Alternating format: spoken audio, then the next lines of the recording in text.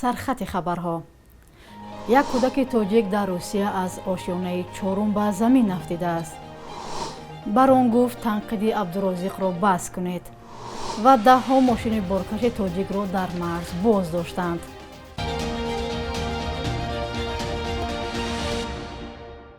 درود، روز اولی هفته نوتان بخیر باشد. بیننده های عزیز، امیدوارم هفته خوبی خواهید داشت. من شهلای عبدالله. امروز در شهر دوشنبه نشستی وزیران کارهای خارجه کشورهای آسیای مرکزی و اتحادیه اروپا برگزار می شود. وضع افغانستان یکی از موضوعهای نشست می باشد. خبرنگاری رادیوی آزادی از محل برگزاری نشست کاخ سامان اطلاع دادند که برای شرکت در این چهاربینی جوزف بورل مسئول سیاست خارجی اتحادیه اروپا به دوشنبه آمده است. واخوری ساعت 10 به وقت دوشنبه آغاز شده تا نیم روز دوام می کند. این 17مین نشست وزیران کارهای خارجی اتحادیه اروپا و آسیای مرکزی می باشد. مسئولین وزارت کارهای خارجی تاجیکستان گفتند جوزف بورل امروز با سراج الدین محردین وزیر کارهای خارجی تاجیکستان هم ملاقات خواهد کرد. جلسه وزیران کارهای خارجی اتحادیه اروپا و آسیای مرکزی در شرایطی برگزار می شود که نگرانی ها از وضع تغییر یابنده در افغانستان بیشتر می شود. در شهرک گرومووی ولایت لنینگراد پسرچه 4 ساله از تیریزه افتیده است. به اطلاع برخی خبرگزاری های روسیه کودک از عائله مهاجران تاجیک بوده است که اخیراً مادرش او را پیش پدر برده است. به اطلاع رسانه‌های روس حادثه 19 نوامبر رخ داده است. گفته می شود کودک تیریزه را کشوده به طوری ضد خموشکی تکیه زده به پایین سرازیر شده است. رسانه‌های محلی میگویند کودک زنده مانده فعلا در بیمارخانه بستری می باشد. دکتران گفتند ستون مهره، شش‌ها و مغز سرش آسیب دیدند. پدر خانواده از ماه مارس در روسیه قرار داشته مادر و کودک اخیراً به نزد او رفتند. آنها در شهرک گروموو اجرانشین بوده ثبت رسمی نداشتند. کارمندان کمیته تفتیشاتی و مقامات دادستانی فعلا قضیه را تحقیق دارند. بخشیده به 30 سالگی همکاری‌های اتحادیه اروپا با تاجیکستان در پایتخت چهاربینی اینوواسیون تکنولوژی European Innovative Prize برگزار گردید که در آن جوانان لیاقتمند کشور لایحه‌های خود را معرفی نمودند. در دایره این چهاربینی نمایشگاه هنرهای مردمی نیز برگزار گردید که در آن پناهنده‌های افغان هم محصول دست خود را به معرض تماشابینان گذاشتند. همکارم نگاره فضل‌الدین تفصیلاتی بیشتر دارد. عکس این دختر توجه بیشتری تماشابینان را به خود جلب نمود که چهره خیلی غمزده داشت. نگاه او به خیلی دور روانه است، گویا از آیندهش هنوز هم امید دارد. مؤلف این نگاره عمر خاموش پناهنده افغان می باشد که در سیمای این دختر تقدیر زنهای افغانستان را در پسمنظر حکومت طالبان تصویر کرده است. این نقاشی رو به خاطر از این کار کردیم، خواستم یک دختر افغان کار کنم. هر حالت در بدبختی که به نام‌های مختلف بالای خانم‌ها میاد. ولی دلیلش چی است که میخواین خانم‌ها را از تحصیل باز بدارن. وای دختره که کار کنیم شماش معلوم میشه، مالتش معلوم میشه، همین رنگ سرخ را چادرش کار کنیم درد رنج غم خون نشان میده که ما دنتاری به نام‌های مختلف صدها نفر از دست دادیم. ولی به نام صلح چیز ندیدیم. ولی امروز اومده حکومت میکنن بازم بالای ما. به او خاطر به همگی سوال برانگیز از صلح چی است؟ این پناهجوی افغان 9 ماه قبل از ظلم طالبان به تاجیکستان فرار کرده است و حالا در شهر وحدت با هم تقدیرانش به سر میبرد. در اینجا آنها نگارستان را تأسیس دادند تا که از کسبشان دور نشوند و متحد باشند. در این چهاربینی 10 هنرمندان دیگری افغان و محلی نیز بودند که محصولات خود را از جانب لباسواری، ظرفها، متاها، لوازمات خانه و دیگر محصولات صنعت سبک به معرض تماشابینان گذاشتند. این چهاربینی در دایره همایش تکنولوژی اینوواسیونی European Union Innovative Prize با دستگیری نمایندگی اتحاد اروپا برگزار گردید. چهاربینی امروزه بخشیده به جوانانی می باشد که در ساحه‌های مختلف نوآوری‌های اینوواسیونی را جاری کردند. 3 سال پیش اتحادیه اروپا در تاجیکستان همکاری‌ها را به راه مانده است و امروز ما می‌خواهیم 30 سال دیگری دورنمایی بسازیم. در دوره این معرکه نمایشگاه هنرهای مردمی برگزار شده ایستاده است. حالا که موضوع اساسی ما جوانان است، از این رو خواستیم هنرمندان جوان محلی و افغان هم به اینجا دعوت کنیم. پناهندگان افغان حالا در حالت وزنین به سر میبرند و به این نگاه نکرده با امید نیک به آینده می‌نگرند.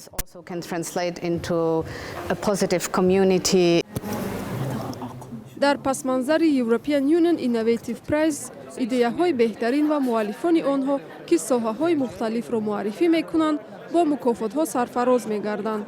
شاه جایزه این چهاربینی سفر به استونیا برای تجربه آموزی بوده است.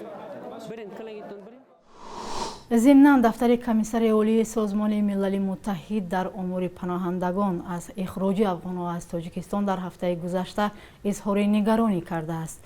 روز 11 نوامبر 11 نفر مردان و زنان و کودکان مجبوراً به افغانستان برگردانده شدند. به اطلاع مرکز خبری سازمان ملل این پناهندگان تا بررسی درخواستشان برای پناهندگی به وطنشان دیپورت شدند. کمیسریت عالی سازمان عاید به گریزگان گفته است شهروندان افغانستان که برای دریافت پناهندگی به تاجیکستان فرار می‌کنند با همه گونه مانع‌ها روبرو می‌شوند. این سازمان از مقامات تاجیکستان دعوت کرده است که از اخراج همه پناهجویان افغان به افغانستان خودداری کنند و به زودی رسمیات تأمین اقامت قانونی و تعیین مقام پناهندگان را از سر بگیرند. بران یا بهروز نبیف با پخش یک نوار از پیروانش و یا عبونتچیانش در شبکه‌های اجتماعی دعوت کرد که نسبت عبدالرزاق تنقید را بس کنند. او در یک نوار ویدیویی در اینستاگرام از مردم خواست به بحث آنها نقطه گذارند.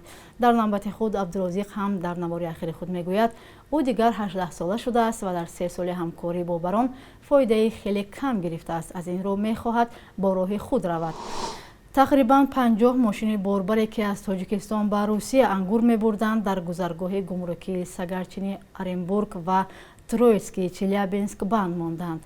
رانندگان ادعا دارند که بیش از 10 روز باز در سرما ایستادند و کسی وضعیت را شرح نمی‌دهد. در کنسولگری تاجیکستان در اوفا گفتند برای حل مسئله کوشش دارند. خدمات گمرک روسیه در سامانه رسمیش خبر داده است که روزهای 16 و 17 نوامبر با هدف پیشگیری از ورود مال و مواد ممنوع در گذرگاه‌ها با قزاقستان عملیات گذراند. اما قضیه وابسته با راننده‌های تاجیک را شرح نداده است.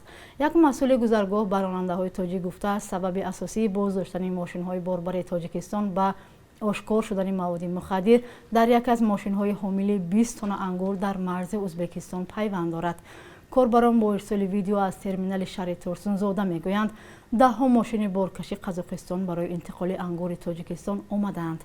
با ادعای یک کاربر به راننده‌های تاجیک اجازه نمی‌دهند که میوه تاجیکستان را وارد روسیه سازند.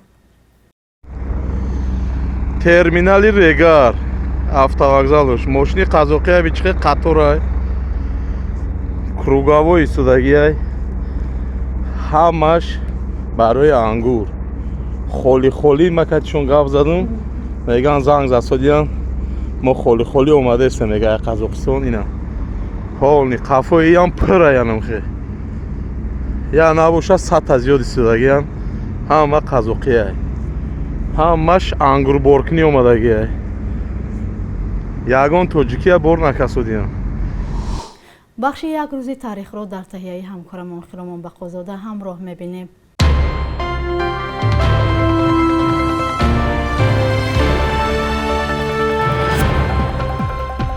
22 ноябри соли 1962 иттиҳоди синамогарони тоҷикистони шӯравӣ таъсис шуд ва филмбардори маъруф Борис Кимёгаров котиби якуми шӯрои ин созмони ҷамъиятӣ гардид.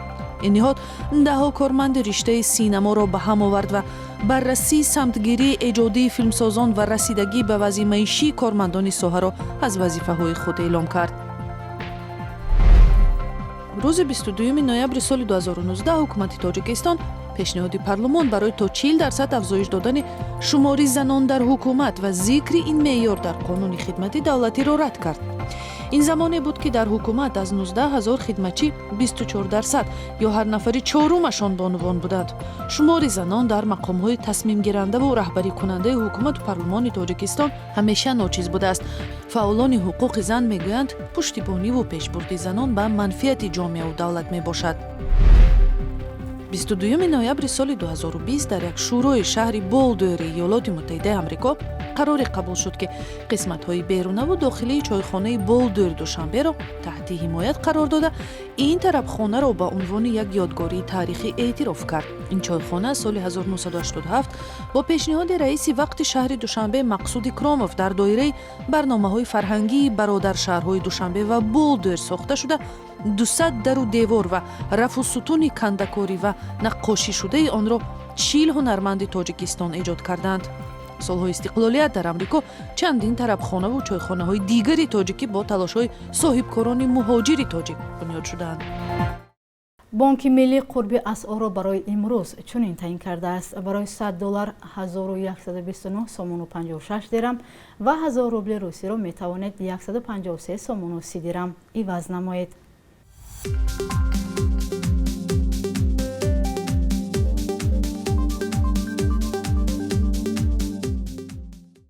бинандагони азиз, ин буд барномаи наведи бомдодӣ. то барномаи баъдӣ, худо нигаҳбонатон.